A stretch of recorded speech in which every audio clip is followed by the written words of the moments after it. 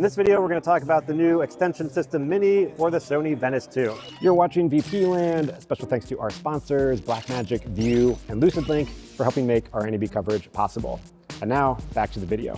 Tell me about the new extension system. So this is the extension system Mini. And we all know it's going to get called a Rialto Mini because we have the Rialto for the Venice. This is Rialto Mini, basically, for the industry. Okay. That was my first question I saw. I was like, why don't they just call it the Rialto?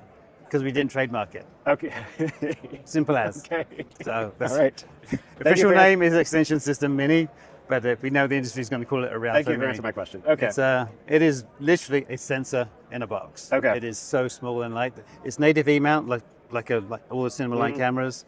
So we can adapt it to. It comes with a PL adapter.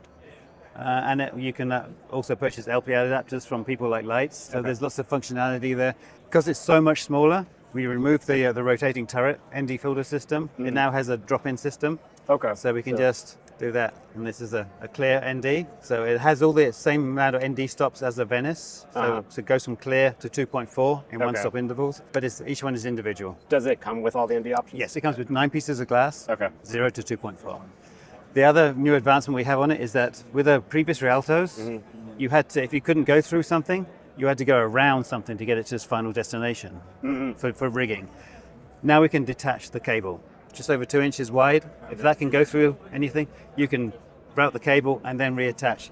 Okay, so you can mount it, put your cable back in, yeah, and exactly, then reattach. Okay. Yeah, it makes it much more functional. And okay. the cable is also a lot lighter than what we've removed is the SDI output coming from the head.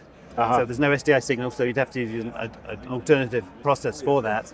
But the cable is so much lighter, the benefits outweigh having the SDI. So it still has a 3-pin Fisher run stop and 24 volts out, and it has 2 user buttons. So you have a user button 3 and a user button 5 on the back. And then any other outputs, or you mentioned that's it. and you would just get your outputs out of your body? Out of the body, Okay. Exactly.